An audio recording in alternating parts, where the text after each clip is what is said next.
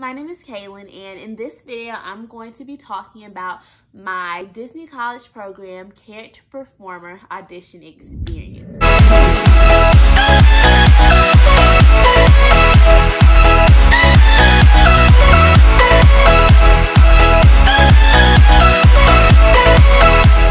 I auditioned to be a character performer with the Disney College Program on March 3rd, I want to say, and the audition was held in Atlanta, Georgia. For the auditions, they have them in different locations, but the closest one to me this year was in Atlanta.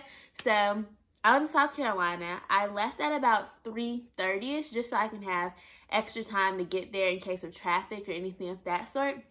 Made it at about 7. The audition didn't start until 9:30, and we were told not to come in until 30 minutes before, which will be 9 o'clock.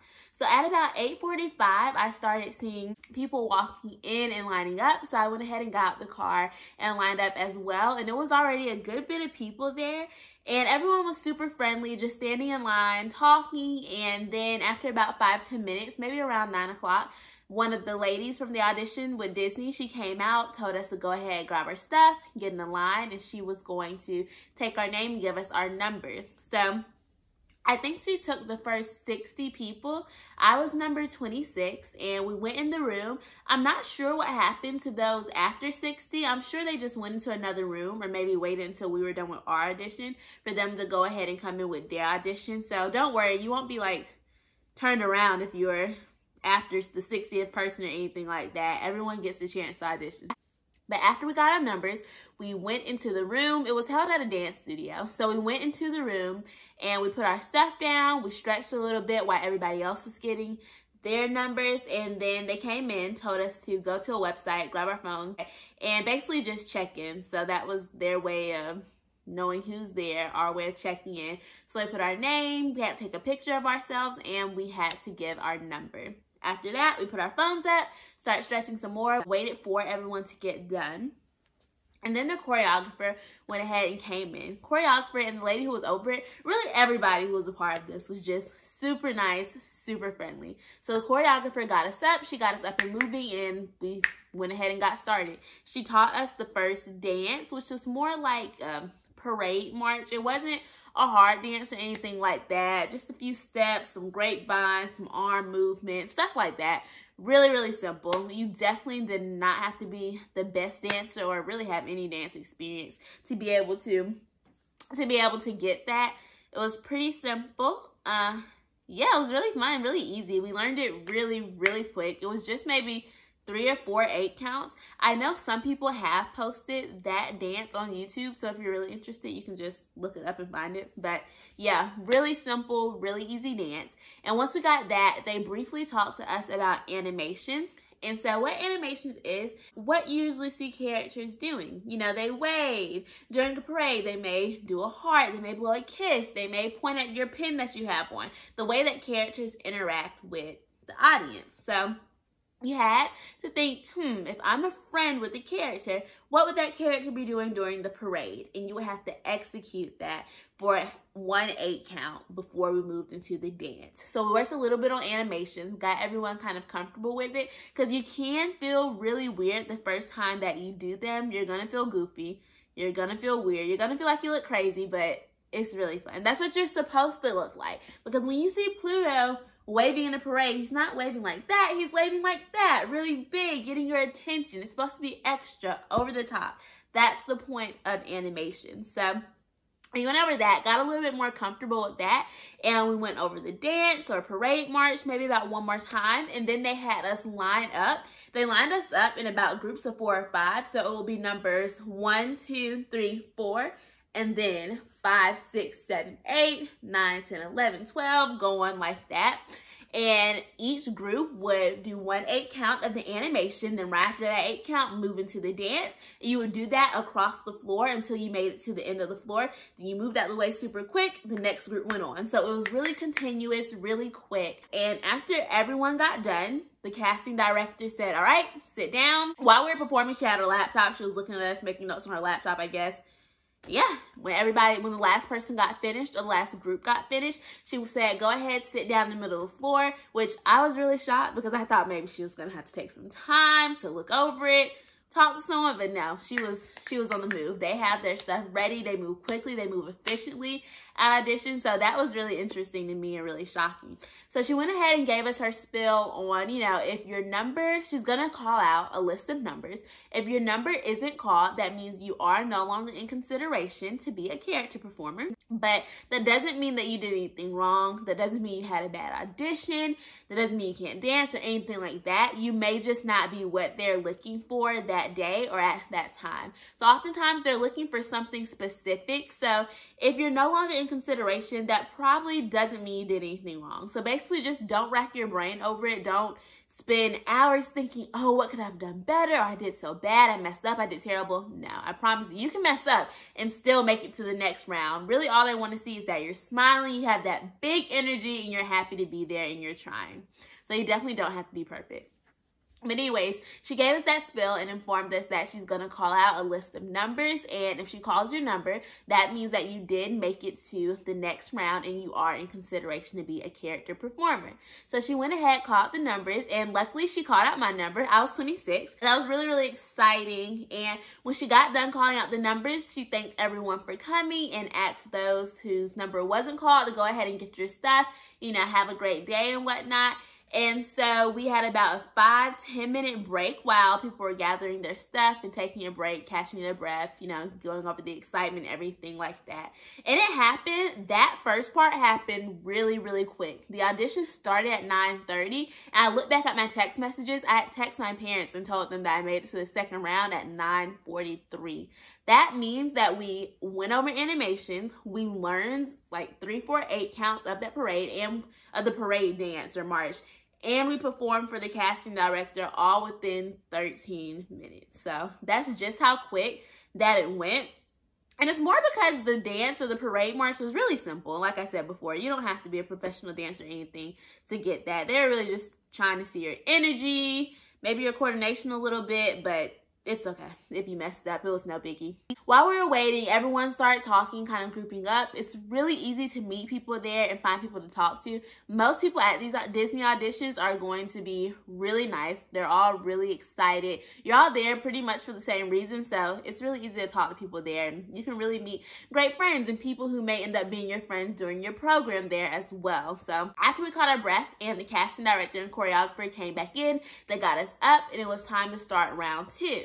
So with round 2 of the auditions, we first started out with more animations. We talked about animations a little bit more in depth, did a few things to get a little bit more comfortable with ourselves. Like I said, you will feel really silly and you're supposed to.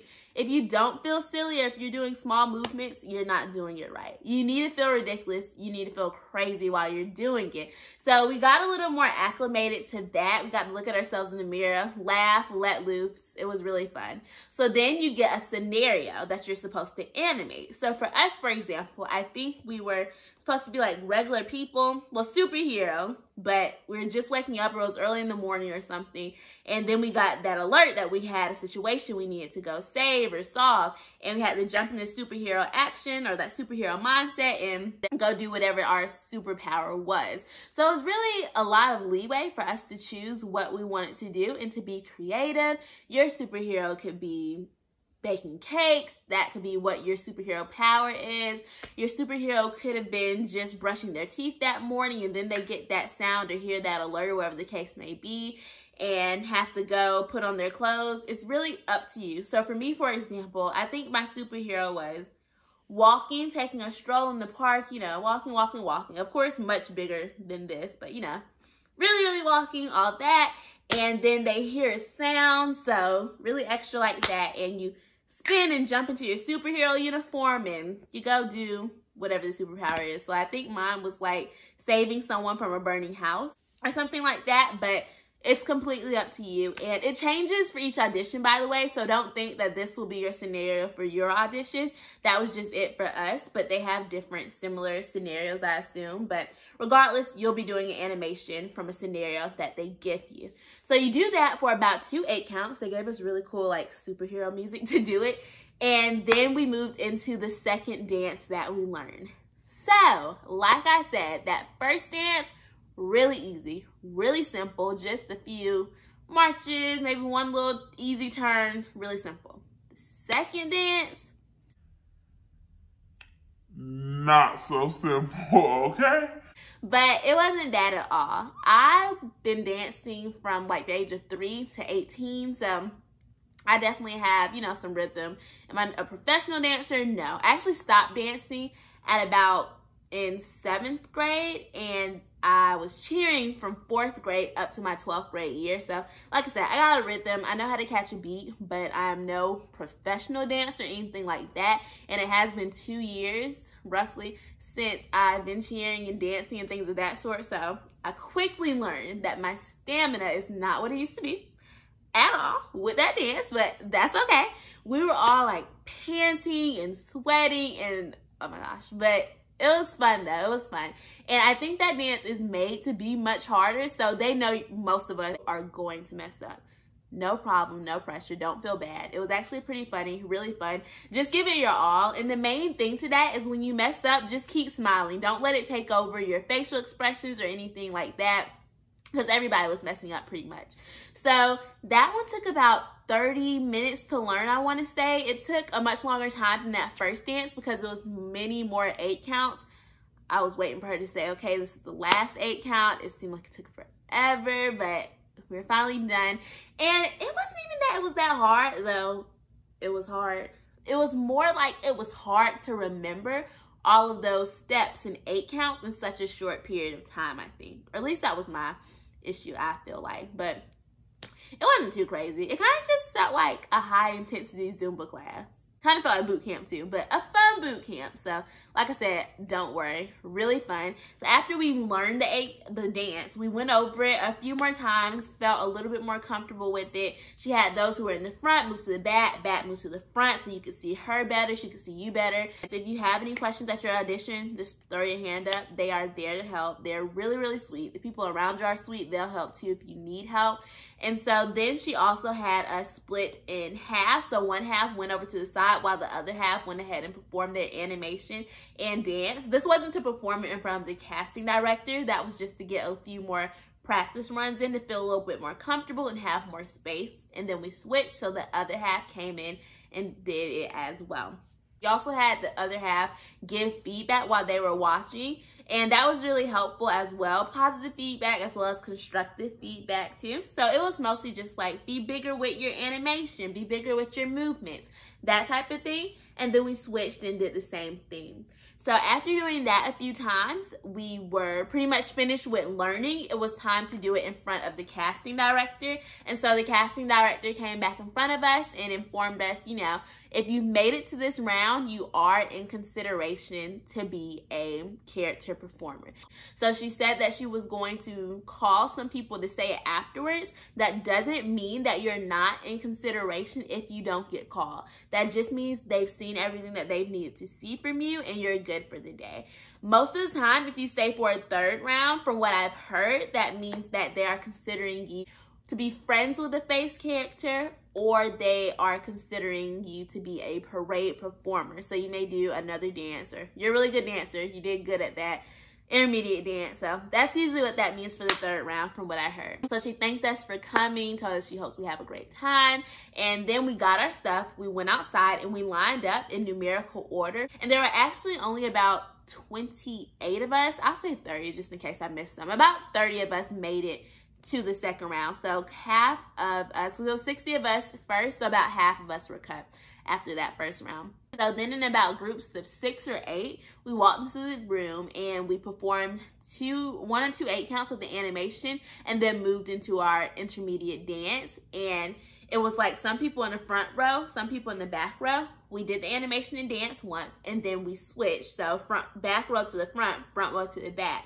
And from there, we did the animation and dance again. So we did everything twice and we're finished. She told us who she needed to see, who they want to stay for a little bit longer. And if not, have a great day. Thank you for coming.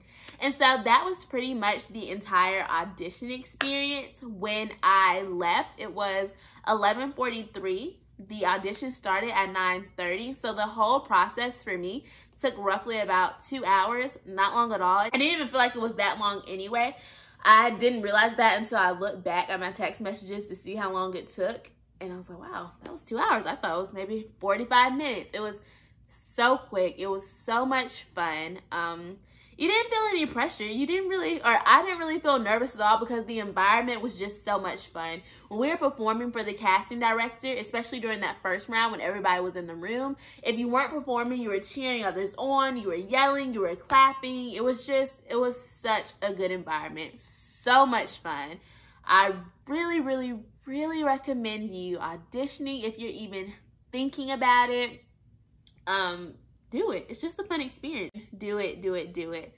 So much fun, and it's really, really quick. Before we left the audition, they gave us a sheet of paper basically saying what the next steps are, and what those are is basically we will know if we got the role of a character performer or not by April 17th. So that was the deadline for our emails telling us, hey, you got the character performer or you're no longer in consideration for a character performer. Now, if you did get that email saying you're no longer in consideration for a character performer, that doesn't mean you're no longer in consideration for the Disney College program. That just means maybe you'll get a different role that you put down or showed interest in on your application. But anyways, so a few days after my audition, I found a group chat of people who auditioned for the Disney College program all across the United States. Like I said before, the auditions weren't just in Atlanta. They had multiple auditions. So I think about maybe 2 weeks later, the first wave of entertainment, they call it entertainment offers because when you're a character performer, you're within entertainment. So the first wave of entertainment offers got sent out to people who registered for the Disney College, who applied to be a part of the Disney College program. That basically means they sent out the first wave of emails saying, hey, you got the role of being a character performer, or you're no longer in consideration to be a character performer. I didn't get an email for the first wave, so I took it as no news is good news. And also, the funny thing is, about a week after my audition, or maybe, I think it was 2 days after my audition, actually, I got my email from the Disney College program saying that I've been accepted into the program, because you don't have to be accepted into the program when you audition. I'll talk a little bit about that later. But I got my email 2 days later, and I got the role of a character attendant. And I really, really wanted this role. I think that's a hard role to get. So I got really excited and hyped up about being a character attendant that I kind of started thinking, I'm not too sure if I really want to be a character performer. I kind of just want to keep my character attendant role. So I was like really nervous about that, but I didn't get an email in the first wave of entertainment offers.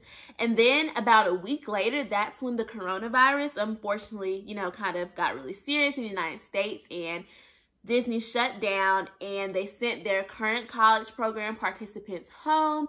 And from there, we really didn't hear any more about entertainment offers. Usually they're sent out in waves.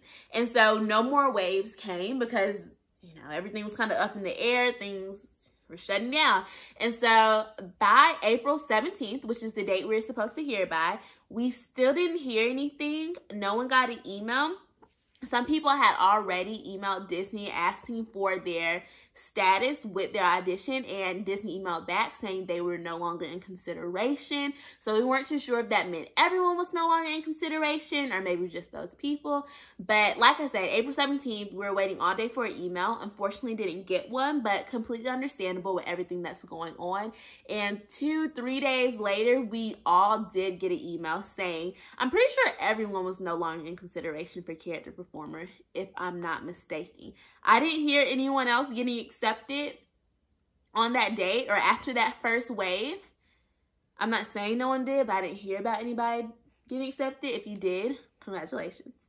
But yeah, most people got no longer in consideration. And some people were really sad, understandably so. I really wasn't though, because I was so excited. I am so excited about being a character attendant. And the audition was so much fun. It was such a great experience. So it was a win-win situation for me. I got to go to a Disney audition, have a great time, and then I got the role of being a character attendant. So I'm still within the entertainment part. So I'll make a separate video kind of talking about being a character attendant and my role and what that pertains. But yeah, so that was pretty much my audition experience. Like I said, if you're thinking about it, do it. Thank you guys so much for watching. Please make sure you like and subscribe. And once again, if you have any questions, feel free to comment them below. Thanks, guys. See you next time.